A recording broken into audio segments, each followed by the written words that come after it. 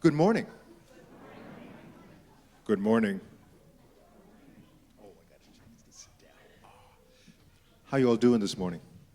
Okay, great. You know, we are, when you're going to be busy in your Sunday school, we are going to be discussing creativity. That's a big word. Do anybody feel creative? There's so many different avenues of creativity. What do you do to be creative? What do you do? I make designs of stuff, and I think, and if the president accepts them, I would build them. Did you say if the president accepts them? Whoa. Okay. Great ambitions. You know, how many like to draw? Yeah, that's a great artistic expression. You know when they first started drawing? Do you have any idea? You know, creativity is funny because, you know, the word comes from, there was no guy named Joe Creativity, you know. So it's not named after a person. It's just something within people that inspires us to create. So when was the first drawing? When do you think? How long ago was the first drawing? Before Mickey Mouse was even comes in, or Minnie. Yeah. When you want to ancient Egypt? Well, also, it actually goes back 40,000 years in caves, prehistoric civilization. In caves, they found drawings of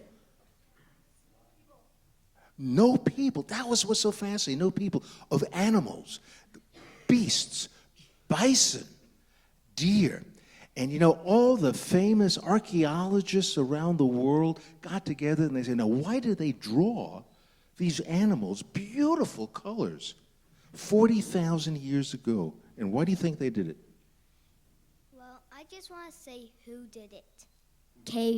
Cavemen. The cavemen did the cave art. Absolutely true, yeah.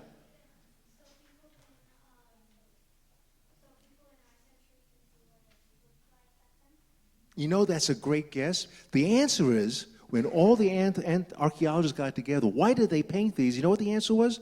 We don't know. And so I like to think it was just because they were feeling creative, and they just wanted to make their walls more decorative. Others have different theories, but I just like the idea of, I painted these cave walls because I wanted to. Because, yeah, right. Johnny, do you want to light the chalice this morning? Okay, great, thank you.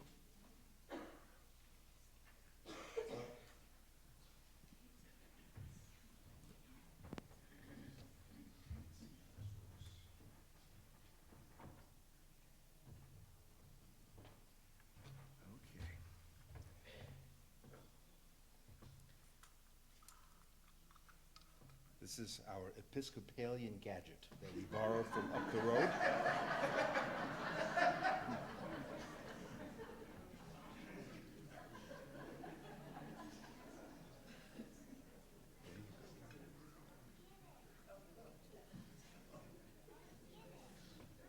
Got it. Beautiful. Let's close this up. Thank you. And you remember the words, or shall we read those words? Right over here. Do you want to hang on a second?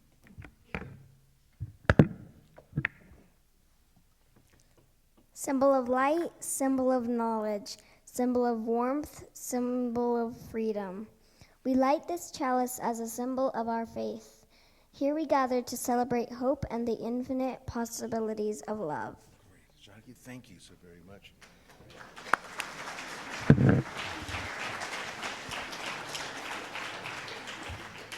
Let's open up our service, turning our hymn books, please, to number 276.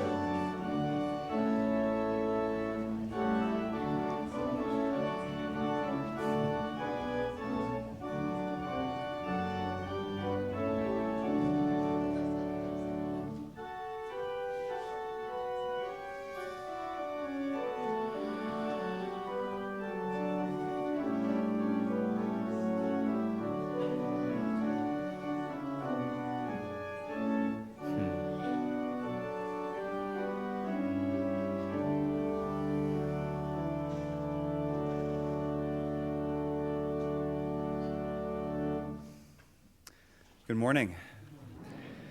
I invite you now to join me by taking a few moments to claim and to create silence together for reflection and for meditation and for prayer.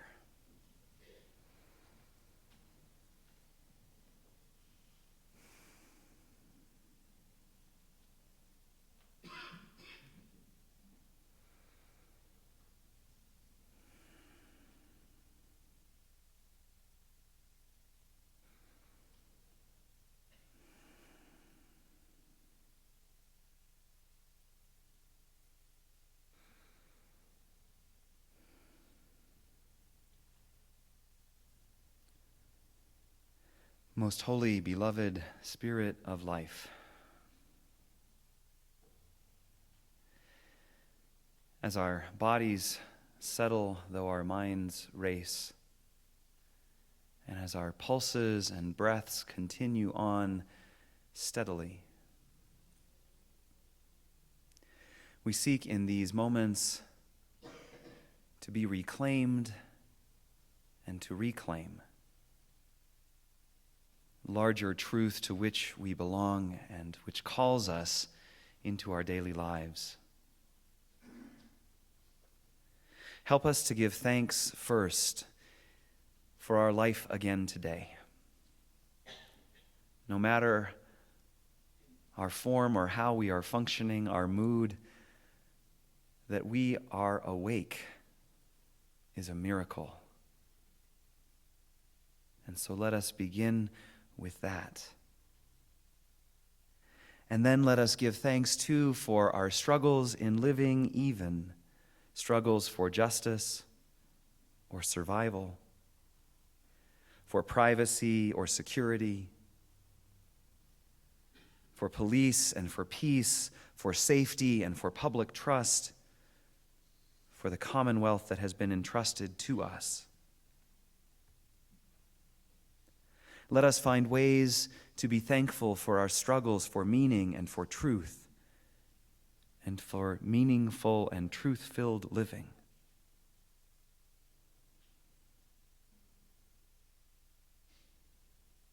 Help us to draw away and together in these moments, to draw into our private selves even as we are drawn into community. Help us to find this common space for solitude and singularity and solidarity.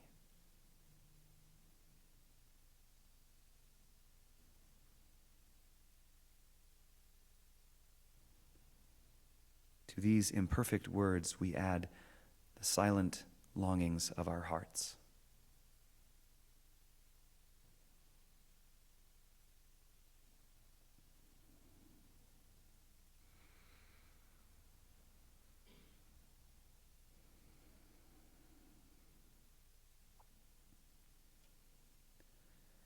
Shalom, salam, amen, and blessed be.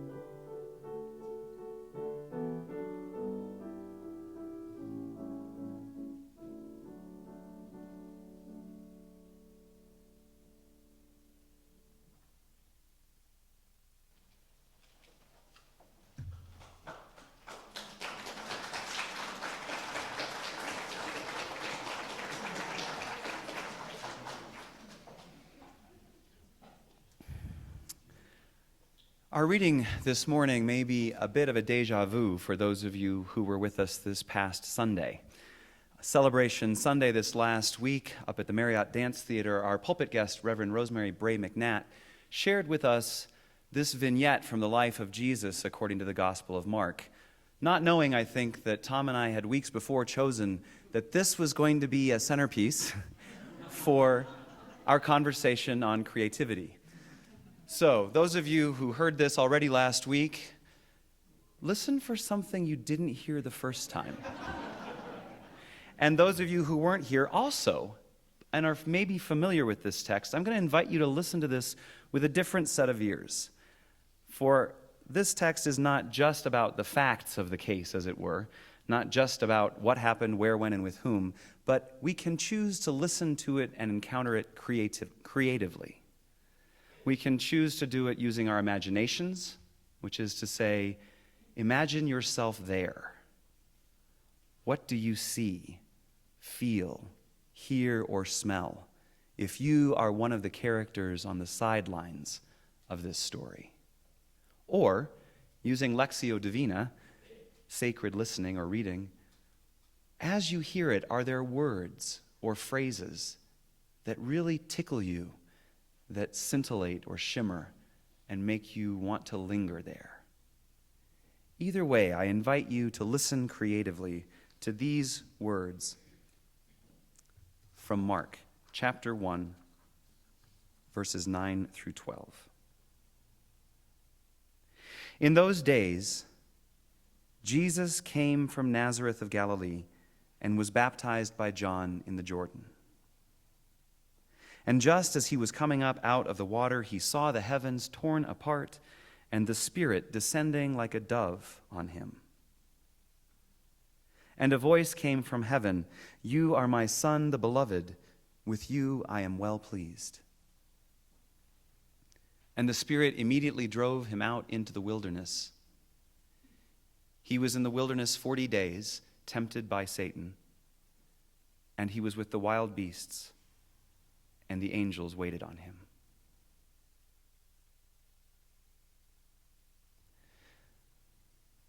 I'm going to read it to you one more time, just so you can see if what shimmers or what recurs, and then we'll continue. In those days, Jesus came from Nazareth of Galilee and was baptized by John in the Jordan. And just as he was coming up out of the water, he saw the heavens torn apart and the Spirit descending like a dove upon him. And a voice came from heaven and said, "You are my Son, the Beloved. With you I am well pleased." And the Spirit immediately drove him out into the wilderness.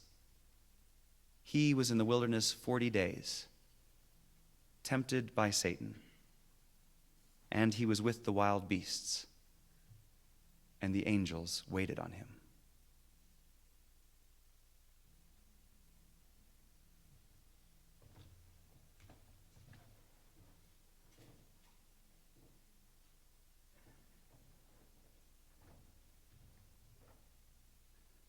So I'm going to get out of the box, as it were, and invite you to share what images or phrases or sensations, hopefully something beyond why the heck are we hearing a story about Jesus, but that's real too, that's part of it, right? What sticks out to you, or what shimmered, or what did you hear? Yeah. The heavens torn apart. As he emerges from the water, he feels great tension, great tumult, great pain from... There are probably a lot of things going on in his heart, in the world around him.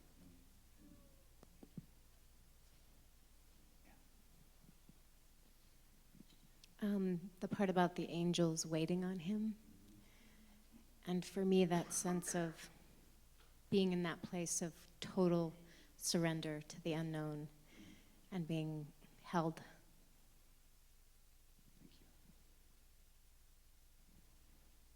So I love the idea of being in the desert with wild beasts. All right.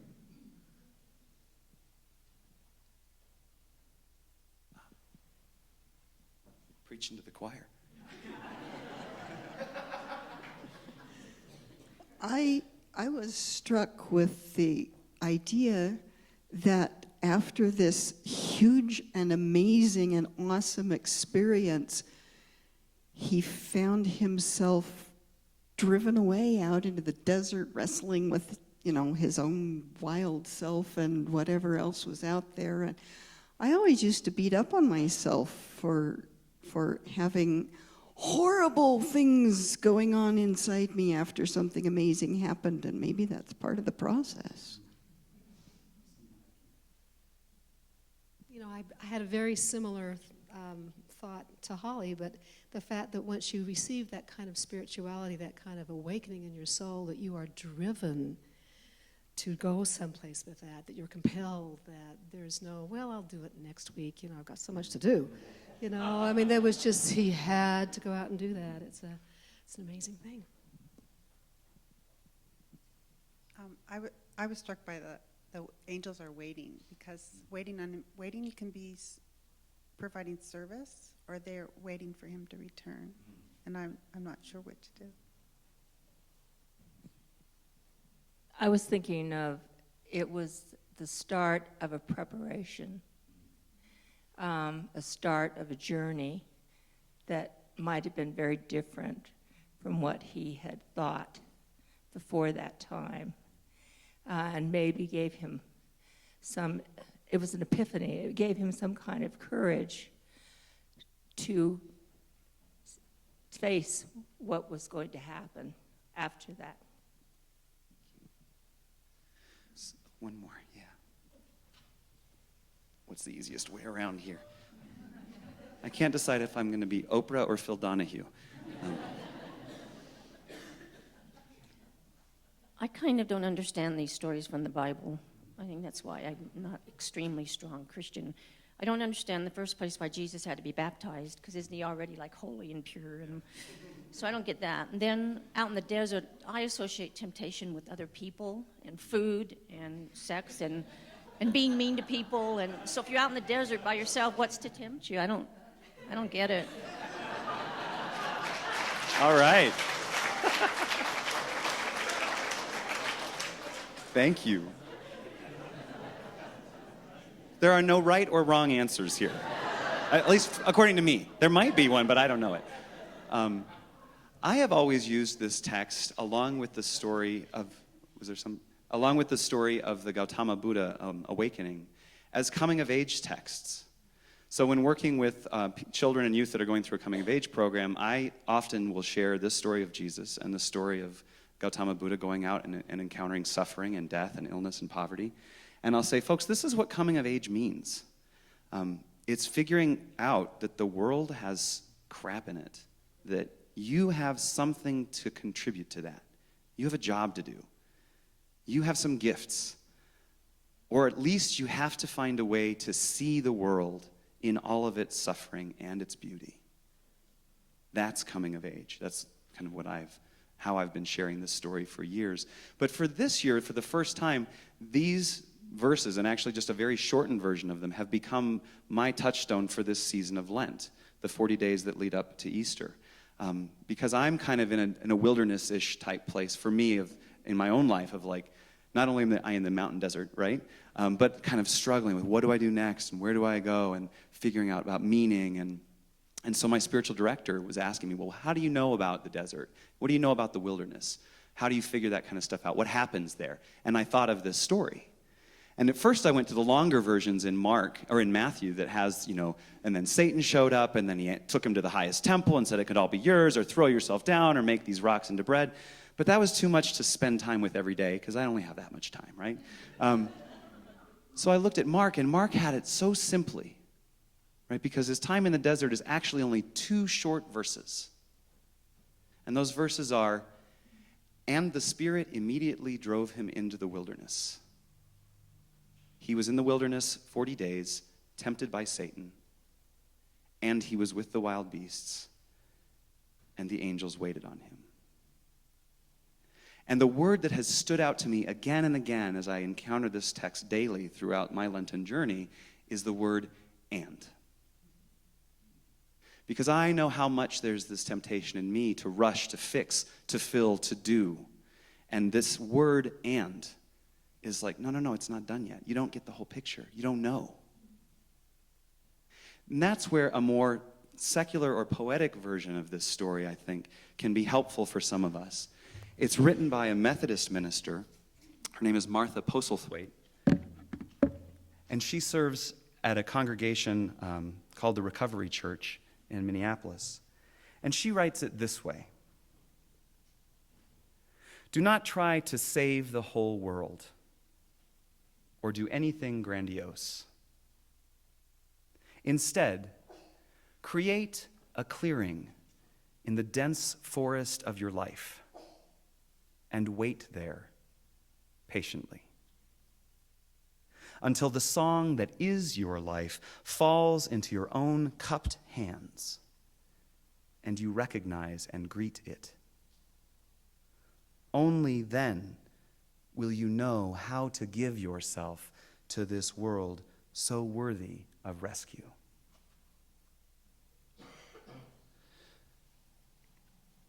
So much of the time we are baffled by or driven by those events that call us to act immediately, to do, and sometimes we simply must. Sometimes the wilderness is only as far as the Rio Grande district. Being willing to go to those places we might not otherwise, and to be in solidarity with suffering and injustice.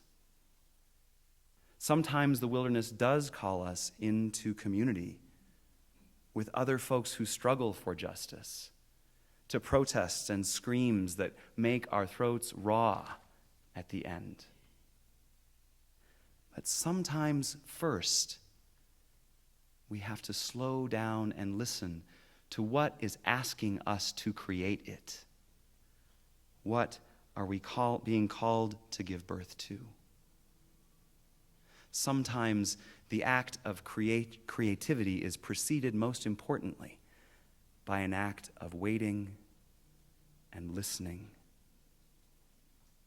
and then accepting the attention of the angels, the presence of the beasts, and then setting out into the ministry to which we've been called.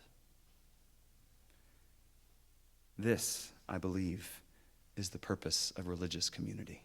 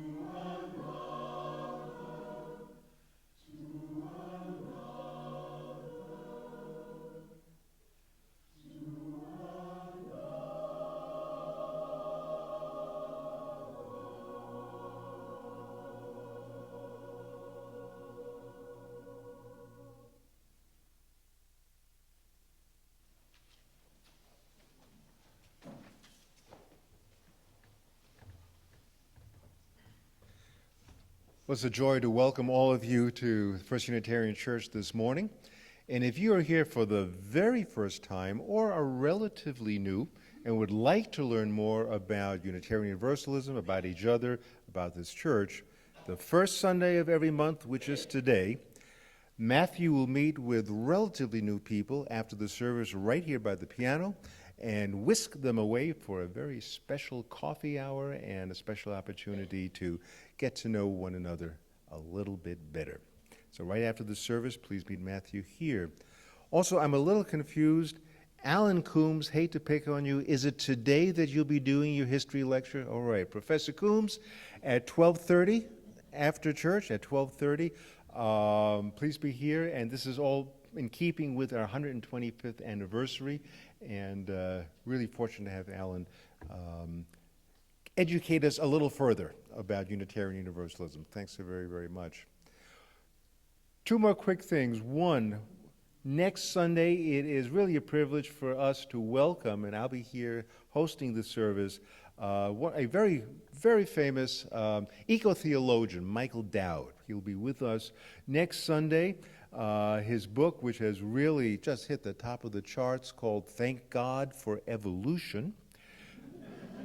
That put him on the map. And he is also going to be running workshops Monday night and Tuesday night. So please get acquainted with Michael Dowd this Sunday worship service, and then come and explore it further. I mean, the issues, the subjects, the topics run deep. And so does Michael Dowd. Last but not least, very important, we are just in the beginning stages of our all-important pledge drive. And what you see before you, this beautiful, humble chapel, the choir, the music, everything that goes in together in making the worship, is here only because of your generosity. There's no magical source of income that comes in by way of Boston or Transylvania or some underground railroad. It's you. And we really need, once again, it is a tradition for not only members but friends who realize the vitality and the significance of this church, not just for you personally, but what it means in the whole landscape of Salt Lake City. The tradition is to give generously. So please, after the church service, there will be a pledge table available for you to make out your pledge. And these will be pledges that will begin our fiscal year July 1st, or on July 1st to June 30th, 2017. Please give it a good think, be generous, and fill out your pledge card. The offering will now gratefully be received, a chance to greet one another, welcome each other, and remind each other about the pledge card.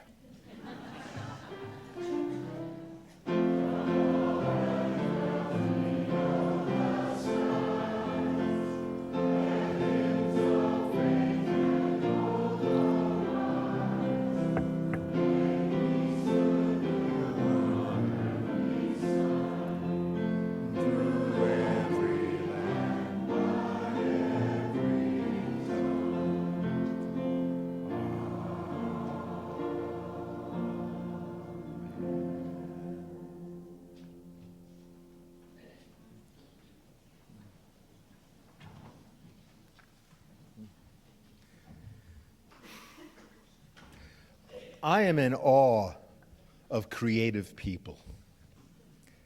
I am intimidated by creative people. Remember, I was 25 years old. I hung out with a rather odd group of particularly creative friends.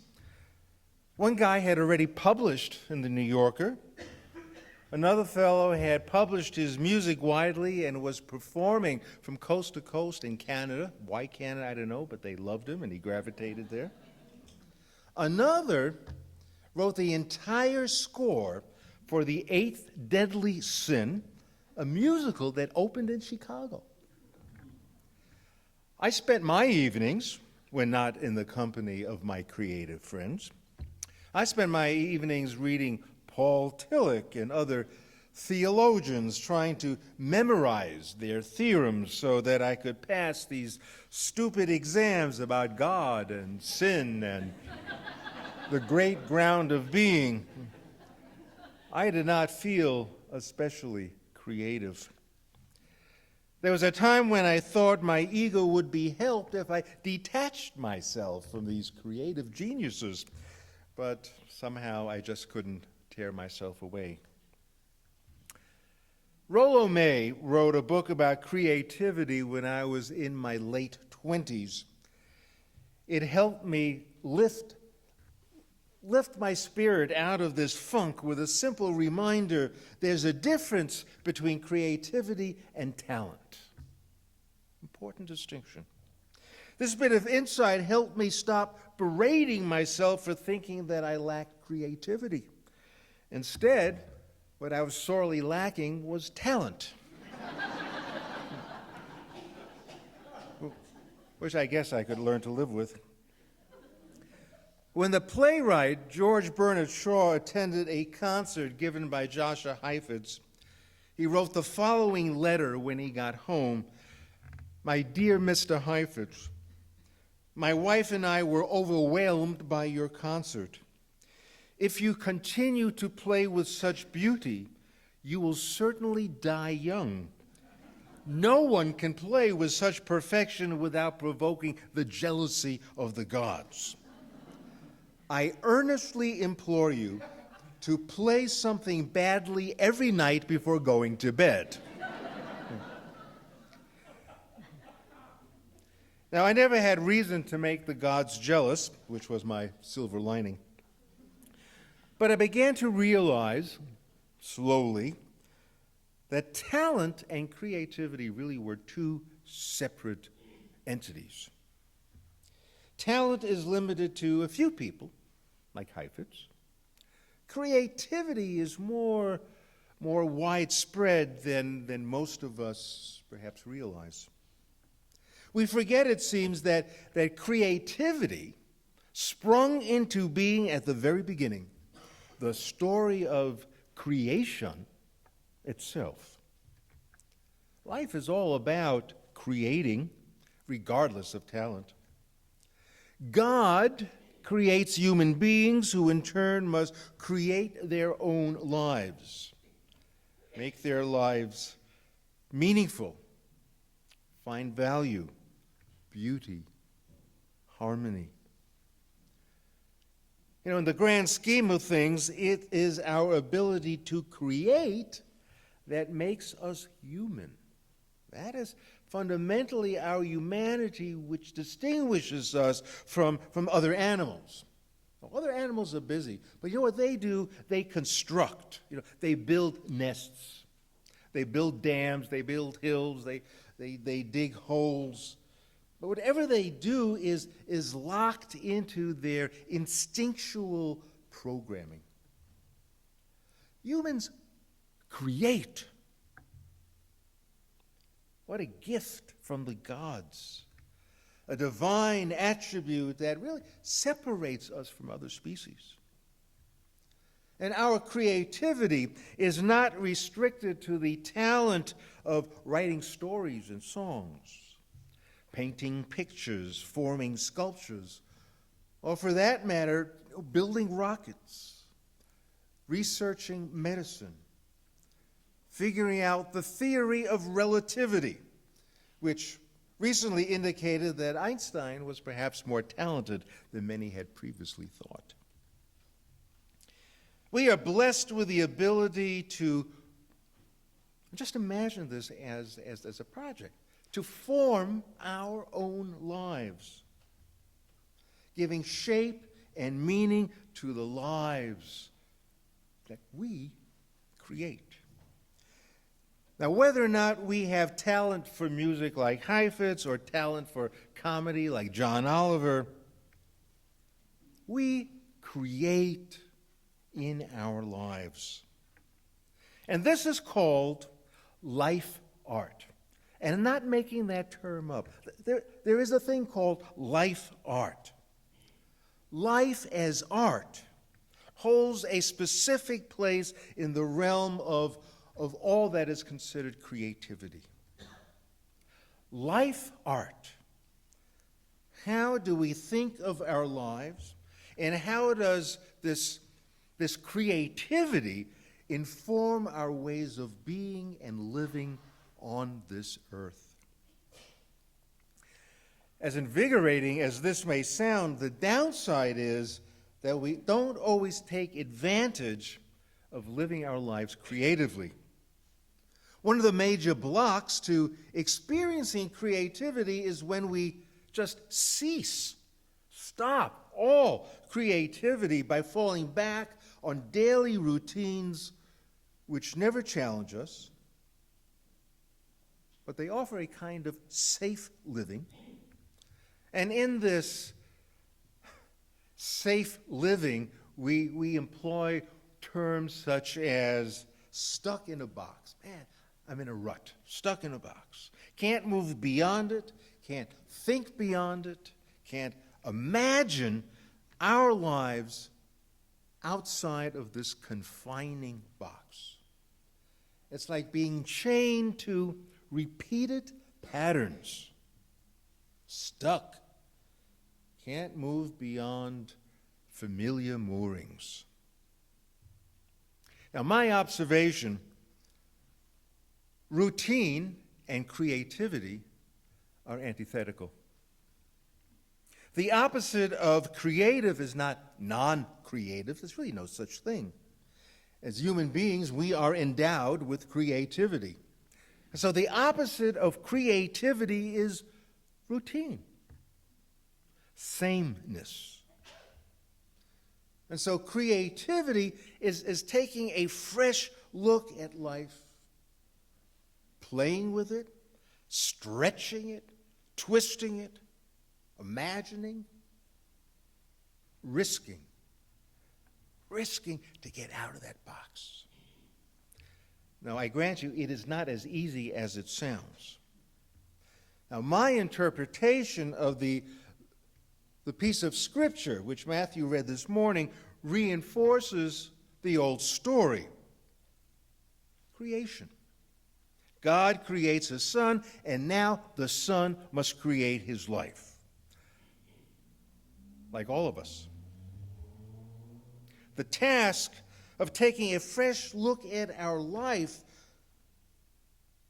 taking a fresh look at, well, when Jesus took a fresh look at his life, that's what draws him, what draws us into the wilderness for 40 days to wrestle with new ideas on how to transcend, how to get out of the box, transcend traditional rules and patterns, while creating new ideas and forms and ministries, interpretations. Now, this is not an easy thing to do, which is why remaining in the box serves as a convenient place to spend one's life.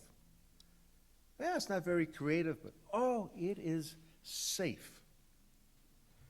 Creativity then entails some risk. Once we aspire to figure out what it means for us to live creatively, getting out of the box, we'll certainly encounter our share of wild beasts. Nothing's predictable. Only by staying in the box do we avoid wild beasts, but then, too, we miss the angels. Breaking out of the box is not a physical activity as much as it is spiritual. The spirit of aliveness, the spirit that goes to sleep in the confines of leading prosaic lives, the spirit which yearns to break free and be bold, free to create, the spirit that steers our lives towards creating new possibilities. The spirit craves for the opportunity to be more awake, more mindful, even playful. Now, how we move this process along leads us, there are many ways, I think, to get there, but one of the more, for me, helpful, intriguing, and accessible ways of getting there is embedded in an educational philosophy of an old, now defunct, sadly, liberal arts college called Black Mountain. Black Mountain College, just outside of Asheville, North Carolina, in the foothills of the Blue Ridge Mountains. This college offered a full liberal education where students took classes in the sciences, math, history, economics, language, literature. But what made the college so uniquely different is that at its center, at the very center of its curriculum, was what they called art making. So students studied whatever they wanted, but everyone was mandated to take a class of some artistic practice: painting, weaving, sculpture, pottery, poetry, design, dance, music, photography. The goal was not to make you an artist. No talent required. You received no grades. The goal was to help students make more creative choices, thereby living their lives more creatively. Here's the premise. Making something is a different learning experience from remembering something. For me, in memorizing old, dead, white male theologians, I simply had to repeat back what was explained to me. Contrast that with engaging actively with materials. In art making, you find yourself unavoidably out of the box. Art making evokes a spirit from within rather than on relying sources outside yourself. For example, no one can write your poem for you. No one can write your poem for you. It's up to you. You're going to have to figure it out yourself. You're going to have to dig deep within. You have to make something where once there was nothing, like the story of creation. It's not a matter of talent. You're simply freed up. You're free to create. You're free to dance an entirely different pattern. I think an image that might help in summarizing all this. When I think back to King Lear, and King Lear was always, throughout the very tragic play, was always very close to death. And towards the end of the play, he utters this very famous line, oft repeated, when he says, "Ripeness is all." And he's referring to being ready for death, which is inevitable. This line, "Ripeness is all," was invoked, of all people, by Maurice Sendak in an interview with Bill Moyers a number of years ago. Ripeness is all was a way to explain his own life philosophy. So Maurice Sendak said, "The big concern is me and what do I do until the time of my death. It needs to be a creative time. It is only in being creative that we can experience life's ripeness." He goes on to say that interpreting ripeness is our own individual problem. But the overarching response to what is the point of all this? The response is, it's living life's ripeness. The inference is that ripeness cannot develop inside a box. Go outside and dare to meet the wild beasts, and maybe the angels will find you. Now, Sendak would not hesitate to use the word wakefulness as a means of getting to ripeness. And I say this because he refers in this interview to a letter John Keats wrote to his brother about eating a peach slowly. He wrote, "Don't rush it. Let it go through your palate. Let it lie on your tongue. Let it melt a little bit. Let it run from the corners. And then you bite. But it must be so ripe. It must be so delicious. He goes on, you must not waste a second of this deliciousness. So for Keats, life meant deliciousness. Don't waste a second. Savor everything. And don't forget, ripeness is all. What a splendid metaphor for living well. A splendid metaphor for wakefulness. A splendid metaphor for creative juices driving our lives to fulfillment, to ripeness, to freedom from the constraints of all that is mundane. Ripeness is all. So be it. Can we close our service, turning our hymn books, please, to number 345.